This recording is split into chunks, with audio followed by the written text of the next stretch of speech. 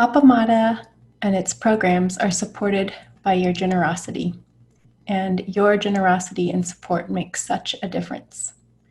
You can find a link for contributions on the website at appamada.org. Thank you.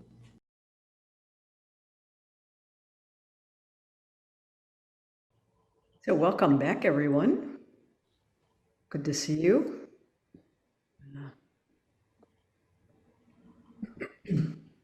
Back for more of our taste of cause and effect and our exploration of the way that the Buddha's teaching revolutionized this very fundamental principle or model. So last week, the predominant traditional Western views of cause and effect. I wanted to find out if you have any questions. Lingering questions from last week or from anything we've covered so far before we launch into the next phase of this work. So if you do have a question or something came up that you wanted to mention, if you click on the reactions button at the bottom of your screen, you can raise your hand and then I'll see if anyone has any questions.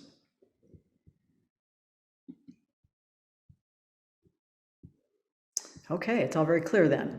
Good. So you'll recall the two major views that we talked about were those of Heraclitus, everything flows, reality as process and flow, and the view of Parmenides, all reality is one, change is impossible, existence is timeless and uniform and necessary. Whatever is, and whatever is not, cannot be. From nothing, nothing comes. So that became the prevailing view in Western philosophy through Plato's concept of ideal forms and the metaphor of the cave through Aristotle's logic and the four categories of causes, which we covered last week, and through the Christian doctrine of God as the unmoved mover.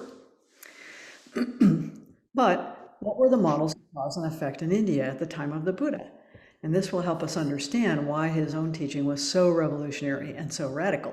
In the Buddha's time, there were several prevailing philosophical views of cause and effect, and many teachers with schools representing their views. Joanna Macy, in talking about this, excludes mythic views to focus just on philosophical schools, but she does note that cause and effect function differently in myth. In the Vedic ritual of sacrifice and fire, for example, the fire sacrifice nourishes, feeds back to the gods that which their existence makes possible and which they in turn require for their own continuity and power. So she is not going to delve into the mythic constructs of cause and effect and time, which operate completely differently, really, than these philosophical constructs. The first one, and the most probably predominant, is the Vedic view, the view from the Vedas and from the Upanishads. Cause and effect are unidirectional. In this view, the notions of svabhada, own power, and satkaryavada, self-causation, the effect pre-exists in the cause. The effect represents potency inherent in the cause and unfolds and evolves from it sequentially, as let's say curds from milk or as rain from clouds, as Joanna Macy says. It's inherent in the thing itself, what effects will come out of it. As such, effects and transformations represent new guises of the old. So the logic of this view stems from the Vedic equation of the real with the immutable, an absolute that's aloof from change. So this sounds familiar, like the unmoved mover, right? This creates a problem, though. How can you relate the true and changeless to the existential experience of change? We all experience change. We're all aging. We all see flowers bloom. Macy explains. The appearance of novelty was interpreted either as the ripening of a previously existing condition or as an outright illusion, which was called Maya. In either case, change, the realm of Maya, is seen as that which obscures the real and deludes the mind. So there's this underlying essence, it's pure, it's eternal, it's uncontaminated, and so it's just our minds that create the idea of change. The distinction between the eternal, true, and absolute essence and phenomenal reality led to a distinction between substance and attribute. Change comes to be seen as the consequence of properties superimposed on the underlying essence. Whether those properties were seen as real by the Samkhyans or illusory by the Upanishadic and Vedantic thinkers, they were viewed as binding and perilous to the spirit. She notes, where an absolute is posited as the abode of pure being, it is also the locus of power and agency. In the Hindu tradition, this source is Brahman, or Atman.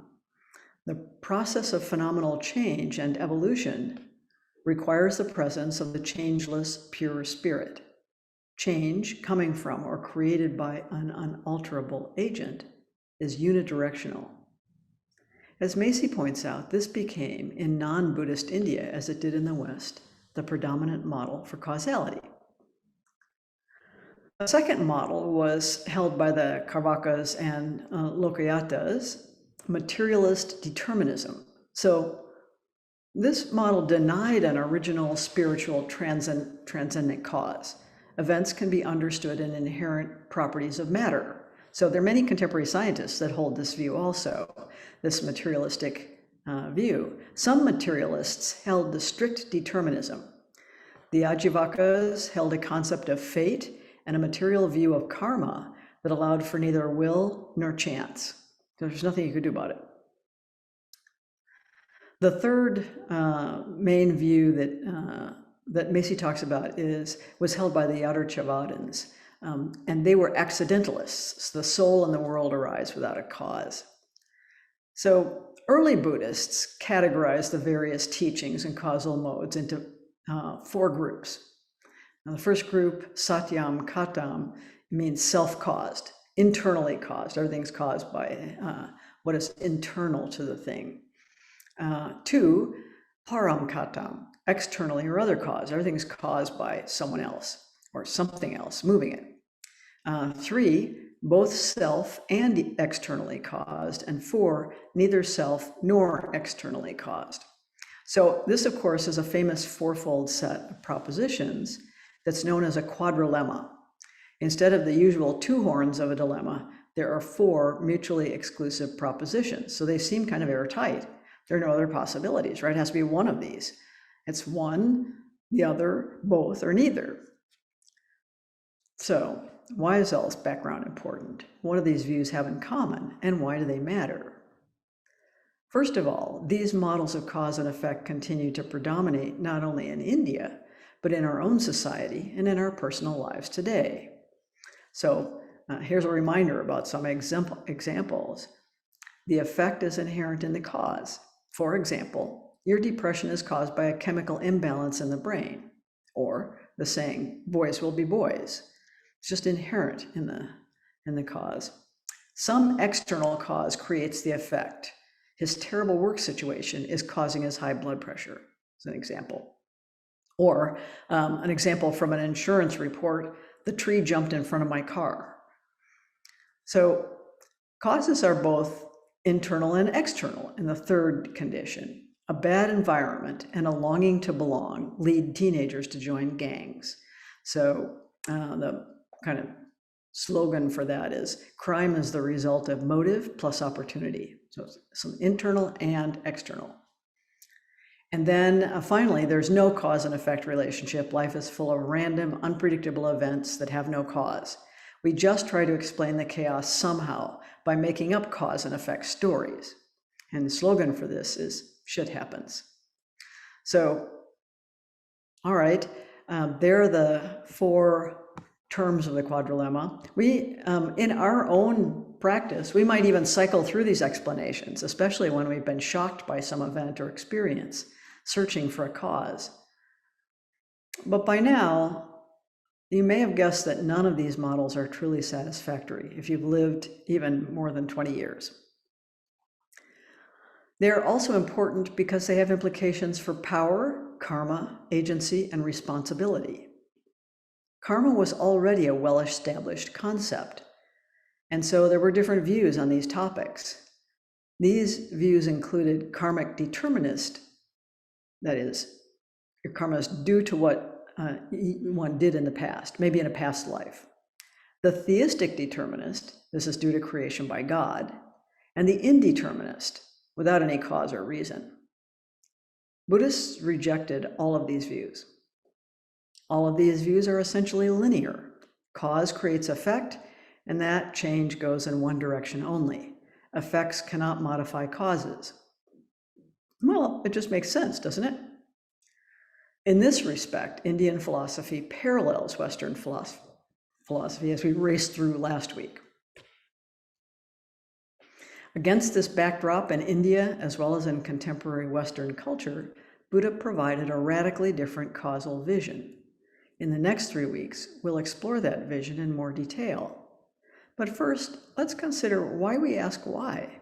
It's the first question and the most persistent question we ask.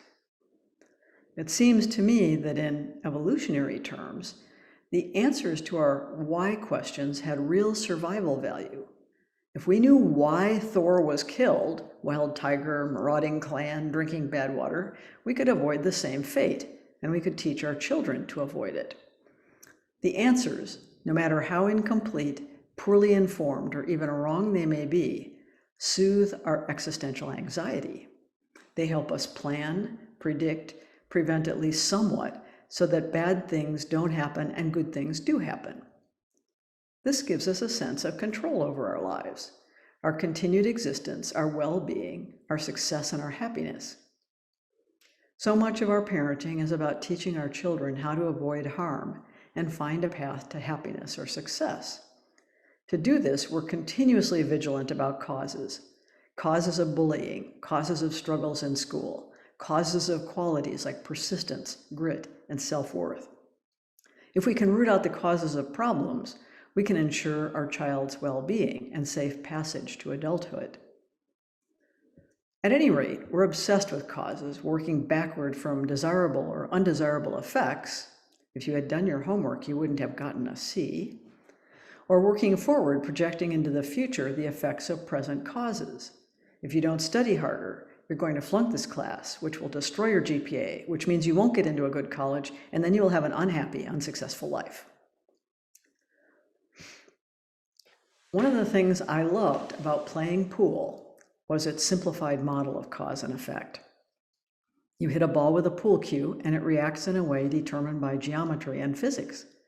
If it does not do what you expected, you did not hit it correctly, according to your plan. Of course, it is complicated by the presence of other balls on the table, as well as the actions of your opponent, which leave the table in a new configuration with each turn. But the satisfying click of the balls, the stillness of the array, the inevitability of missing a shot, give a kind of reassuring sense of order in the universe. It seems there is not really any role for chance. Your miss is the result of your error. The interaction of pool cue and ball seems like a perfect example of linear causality, and that is how we tend to view cause and effect. I think that's part of the game's appeal. In a tiny, orderly universe, the laws of physics and geometry, of simple cause and effect, are affirmed. Nothing in our daily lives is quite like that. In fact, nothing in a game of pool is quite like that either. So now suppose that the balls are actually hamsters, and the pool cue is an octopus, and the pool table is a mountain range with constantly erupting volcanoes. Your job is to get the hamsters into their correct numbered burrows before they're consumed by the lava. Now we're getting a little closer to life as we know it, right? As the talking heads famously asked, how did we get here? So I'd like us to take some time to explore a little bit further together, and this means doing a little bit of writing, as usual. So I hope you have writing materials handy, paper and pencil or pen, And I'm going to give you a set of questions one at a time. And we're going to take our time with this, so you don't need to feel rushed. You don't have to hurry. We're really going to give you a little time and space to reflect on this. So first, you might become mindful, or how you're sitting, where you are, how your body is feeling.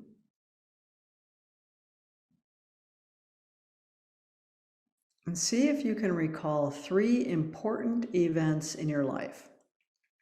Take your time and be mindful, and you're just going to list them briefly just so that you can recall which ones they are. 3 important events in your life.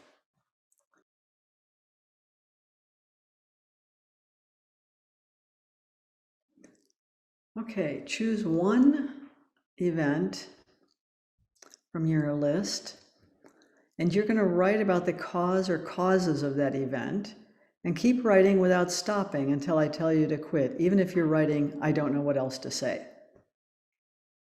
So think about one event, write about the cause or causes of that event. Keep writing without stopping until I tell you to quit.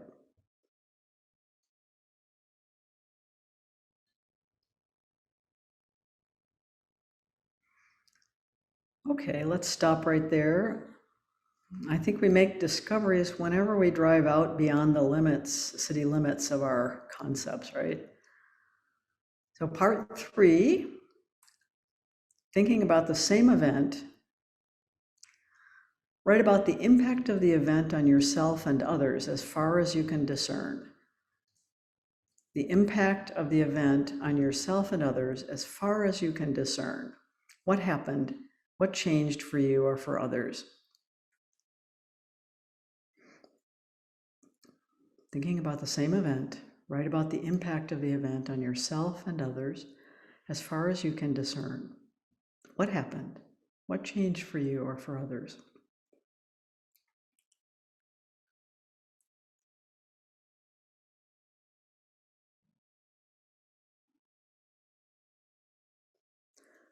Okay.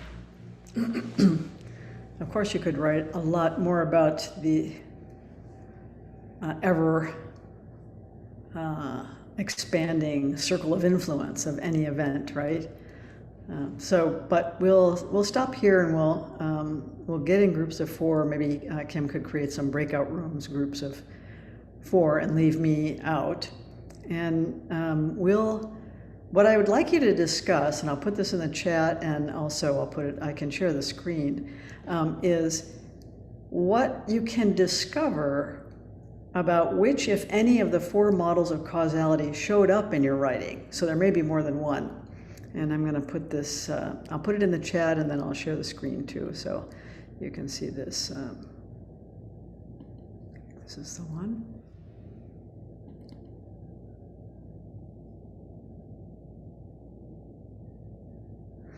Okay. So can you see, does it say start at the top in groups of 4? Yeah, okay. So I'll put this in the chat also.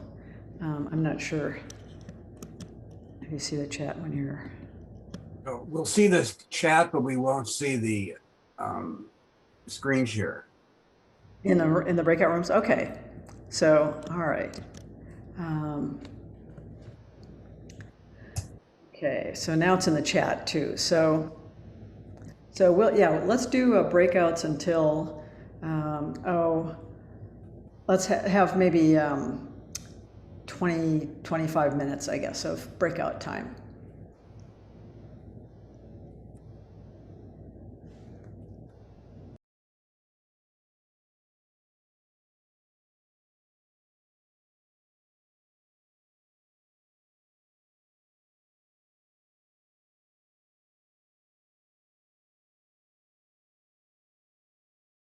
Welcome back. I'm really curious to see whether you discovered any evidence of these 4 models of cause and effect in what you wrote. What did you discover? If you didn't discover any of those 4 models of cause and effect, what did you discover about your presumed causes and presumed effects of your event? So you can raise your hand if you want to. Claudine has her hand up. Okay, great. Well, I had a question because I thought, and many of the persons that were with me in the group thought very, very often to number 3, inherent and outside causes. And suddenly I thought it must be a different model. It's not 1, 2, 3, or 4. It's not 5, but it must be something different. But we didn't know what it was. But I had the feeling there was another model. There was Because, another model present. because the number 3, for instance, is very often going to explaining everything, taking control, and also playing with guilt and responsibility and blaming and this. And it's not so satisfactory. It's not very, I don't know, satisfaisant is the word in French. Thank you. Thank you. Yeah, so the possibility of other models is what you're talking about, right? Sandra. So for me, it was very clear immediately the different models that was working with the issue that I choose. But the more and more that I was writing down, if something happened that immediately was the unknown feeling. So just to be in that space of unknown, that was very relief. It was no more trying to find the cause and effects, the causes. It was just to be in that space of the unknown. So really, that's something that I start thinking. Say, oh, how much I start trying to grasping for that causes. That if I be in that unknown space, I can be a little more relief instead to start keep It's clinging.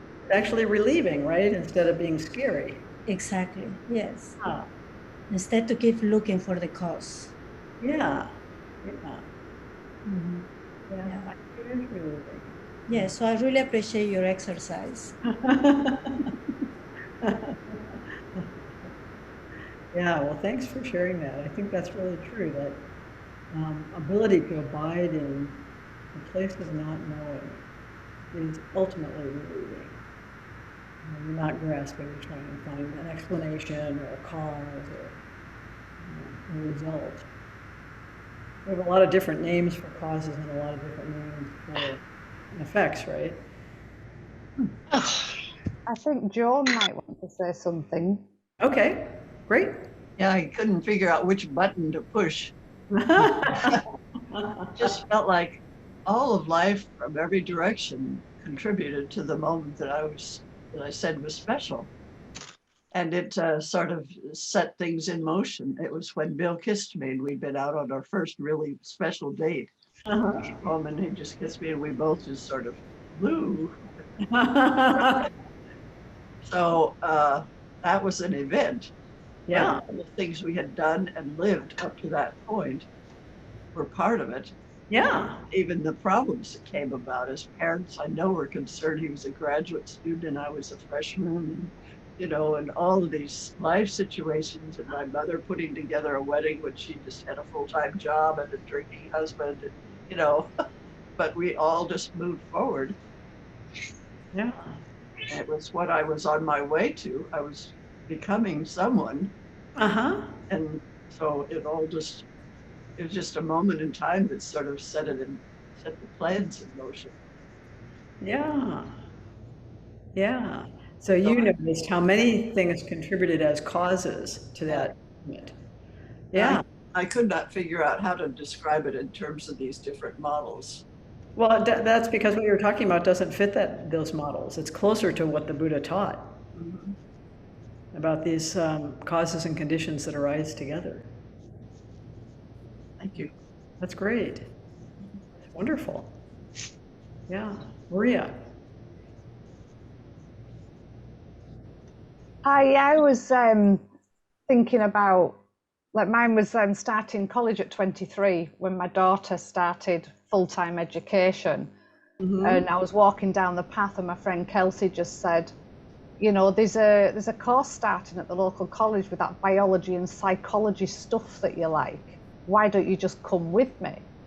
So I just went, I thought, oh dear me, you know. So I went with her and the tutor said, yeah, just join the class, just join in. So it was sort of the tutor's relaxed manner, sort of allowing me to just take part. But I was thinking about it when Kelsey asked me, I had to leave school at 16 and get a job and earn money, and I wasn't able to carry on. And I always had a deep regret that I couldn't do that, and a sadness and a longing. And I think Kelsey's invitation met that desire in me and pulled it forth and thought, oh, you know, and because I didn't have all the preparation and having to apply, that would have been a barrier for me. It's always been a barrier for me. I always seem to fall into something accidentally or get invited and I just happen to be there. And so it's kind of like the accidentalness bypassed all the barriers that would have been there. And I ended up going to college and it was my daughter's was at full-time school, so there was an availability there. But it's like the cause and effect's difficult, isn't it? Because if you go back before that, I fought very hard to get my daughter into that school. So if I hadn't have done that, I wouldn't have been walking down the path with Kelsey and being invited to go to the college. And if I hadn't have had my past of where I've missed out so much, would I have taken it up? And if I didn't have a deep desire to want my daughter to have a better life because of the life I'd had earlier, would I have gone forward more? There's so many variables and so many internal meeting something at the right time. Yeah. And I think that's what it's always been like for me. Something's met me at the right time, or something in me, and then it's gone forward, because other times things have met me and it's not been the right time. Right. Isn't that so much that sense of these, of the co-creation of causes and effects together? So they all are feeding into each other and creating this moment. And the moment of readiness, the moment when you really can step into what is being offered. Right? Yeah. Yeah, it's marvelous. That's such a good example. Yeah. Wonderful. It's good to see you. Yeah, you too. Yeah. Kim. Yeah, so I've continually had problems with the idea of cause because we have so many choices other than with playing pool, you know, where I can see the cause was that the cue stick went in a slightly different direction than it was supposed to. Because I had a lot of those hits. But so my deal was getting married, and I wrote right away, I was lonely, I wanted a friend, and I wanted to be free of my parents. But they seemed, as I wrote more and more, and I think about it, with each of those I had choices. I could have made friends in other ways. I could have, you know, been free of my parents, which was a thing in my mind. I wasn't living with them or anything. It was just that. The lonely, I could have been better about making friends. I could have figured out how to do that. You know, I was off in a new town in graduate school. I didn't have any friends. So so there was all that. So, but they seem more like conditions than causes. Where like another one I had was my grandpa died of a heart attack, and there were definitely causes there. He couldn't reach over to his nitroglycerin pills, you know, that kind of thing. So that seemed more clearly a cause. Yeah. And you would put on the death certificate, cause of death, couldn't reach his bills, you know, that kind of thing. But he could have not reached his bills and somehow lived too. Yeah. So, so I have problems with this idea of causes Yeah, for the most part. it's really challenging. I mean, I think what the Buddha's talking about, and we'll talk about this more next week, is more what we would call conditions. That is, the conditions under which Yeah. something. So there are many. Because one gives you choices, it seems, where causes it's a more of a deterministic view. Well, I think in terms of the way the Buddha was thinking, he was thinking about what's the universal. Like, not reaching your nitroglycerin pills doesn't universally cause death, but birth universally causes death, right?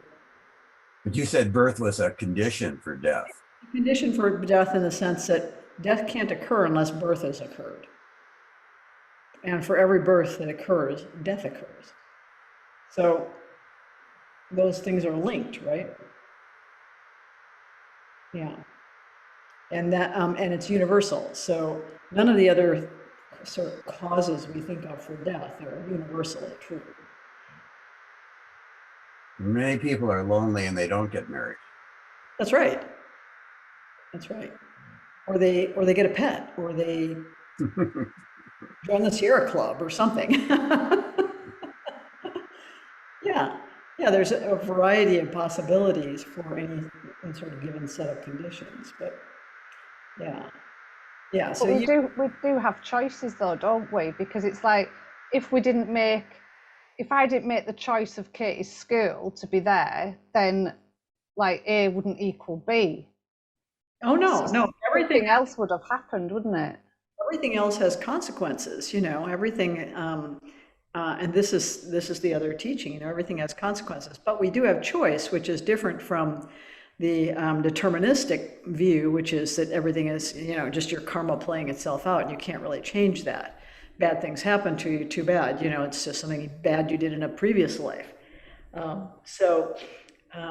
But that actually doesn't solve the problem, because why did you do something bad in a previous life? Because of your karma from a previous life, right? So there's sort of a rule of infinite regress there, right? So there's also no morality, it seems, or no way of obeying the precepts or doing the precepts or whatever. Accountability, really, you're not responsible for anything since you just inherited this karma. So it creates lots of problems societally, to hold a deterministic view. Because why not just murder somebody and take their money? I mean, what difference does it make? Everything's predetermined. So, so I think this is where the shortcomings of each of these become apparent. The effect is inherent in the cause. There you end up blaming the victim, right? Well, something you did or ate or something, triggered cancer in your body, or like it's in you. The problem is in you. So obviously, for large societal problems like racism, that one doesn't work at all. It's just not a causal relationship. So, and then external causes create the effect. You can't always assume that something else is creating your problems, right? So. Well, you can, but it's not legitimate. It's not. I mean, we often do. Right, but it doesn't match reality. So it's not a good match for reality. And then causes that are both internal and external, that one is harder to see what the problems are with it, but I think it's still linear is the problem. So there isn't a sense of effects that influence the causes. So for example, in the formation of gangs, there's something about the formation itself that's creating the formation, right? So this sense of daring and adventure, and then it feeds back in. These kids come in, they're looking for daring and adventure, and it amplifies that, right? So, yeah, and then the idea that there's no cause and effect relationship. Again, life is full of random, unpredictable events that have no cause. Now we're in the realm of Camus, probably. There were some strands of existentialist thought that were like that. Since life is random, it doesn't make any difference what you do. when this is clearly not true. It does make a difference what you do, and there are links between events. So we have Lisa raised her hand.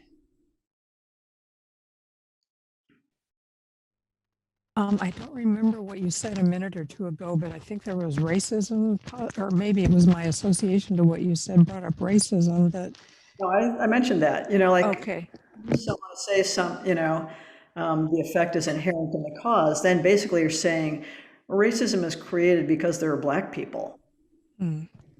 right? I mean, what it made me think of is how we see cause and effect would seriously impact how we deal with things like racism. Absolutely. You know, if it's just no cause and effect, it just happened, then people could say we don't have any responsibility for making it better. That's absolutely right. Cause and effect models are hugely, hugely important for accountability, responsibility, for punishing and blaming, for determining, you know, what kinds of treatments are needed. All kinds of issues depend on our cause and effect model. Absolutely. It has a huge impact, and our models have been very primitive, and the results show themselves. You can see the outcome of those very primitive models. So if the effect is inherent in the cause, you get to blame the victim. Yeah. You know? And if some external cause creates the effect, people are perpetually victimized by things they can't control. Yeah. You know? So yeah, it's huge for responsibility, power, influence, punishment, blame, and provision of solutions. So when you're trying to solve a problem, you have to have a model of cause and effect in order to, you know, put something into place that's going to have the effect that's desired, right? Mm-hmm. Yeah, and so often, because our models of cause and effect are primitive, the effects are not what we expected. Mm-hmm. Right? Right. They have to be damaging instead of helpful. Right.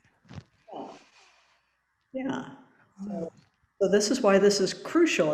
And why it's the heart of the Buddha's teaching, actually. The one thing that's at the very core that he taught everywhere he went is the reality of dependent co-origination. So, and that means that our models of how we resolve difficulties have to change. And hence that's why we think, you know, classes like this are important, because people have to get another view, and the prevailing views are not adequate. Is that like that, the thing all blames into one, that kind of makes us look at, we're always looking at our part, no matter what happens, no matter how it appears, we're always looking at our part in it? The ways that we participate or contribute to the causes and conditions that create either suffering or create joy. We can't, there's no linear way to produce that effect, right? But we're participatory in the causes and conditions that bring it about. It's like we can't make a flower bloom, but we can water it, we can provide fertilizer, we can make sure it gets enough sun, you know, and we're helping support the causes and conditions that will allow that flower to bloom. And I think anybody who has kids knows this sort of intuitively, because that's what you come to discover when you have kids. You can't make the kid into a doctor, but you can imbue the child with love and care and affection and allow their compassion to blossom into however it's going to show up, right? So this is why we need to understand these models better. So Nicole? Hello. Good to see you, Peg. Good to be here on time and not see the recording. I'm so sorry about your airport adventure. This has been very useful. It was like, I could be very upset here, but actually I have a choice as to how I deal with it. So it's actually very useful. And the thing that does I was saying to the women that I was working with earlier on, I'm going to turn sideways because I just want to go. I get very itchy, scratchy about random. Yeah. The random, and that's a cause and effect in that it's random. The thought of somebody being born and being battered and being imprisoned for an accident of birth, whatever I want to use the term, feels so unjust. And when I was very wee, I thought that life was fair. Innocently, God loved me. And then when I think of random, there is something about it that, and I will process this, but random kind of leans into life's unfair. And that's what really triggers me, because I think if I was born differently, I might be in Israel right now bombing Palestine, or I might be in Palestine bombing Israel. So it's that, the randomness, I've yet to kind of settle with that. So Peg, can you give me some information, please, about randomness? I can let go of my itchy scratchy. Well, we don't have control over anything. We have fantasies of control. We have temporary illusions of control. But if there's one thing probably the pandemic showed us, is we really don't have anything. We don't have control over our lives in the ways that we imagined or have sort of assumed, along making our tea and, going to work and assuming that there will, be this continuity, which is illusion. And so, but it is not true that everything is random. We have accidents of birth, that is who we're born to and where we're born. And from that point on, we start trying to make sense of our world. And we're subject to the causes and conditions of all the things that are around us. So if we're born in a war zone, we're subject to those causes. But we make our interpretations. And I do think the kids come into the world with some tendencies for interpreting.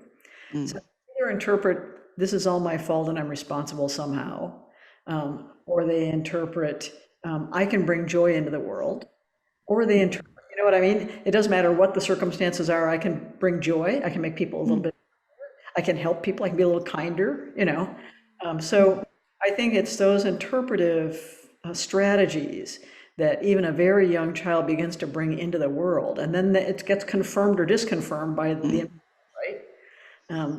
And the child has to make a decision whether to buck the environment or whether to, and hold on to her optimism, for example. And the calculus for that is complicated, So a child's trying to sort it out. It's trying to figure it out, is it worth it to be happy, do I get more cared for if I'm sad, cared for if I'm sick, so now I get sick, So I think there's a way in which these interpretations are coloring our world, and filtering our experience in a certain way. Yeah. Okay. Yeah. So that part is not random. And as we mature, I think the mark of maturity is I can decide to be happy. I can decide not to be defined by my past trauma or my present sickness. I can make that commitment to myself, to the world with this orientation, with this, with a loving heart, for example. Yeah.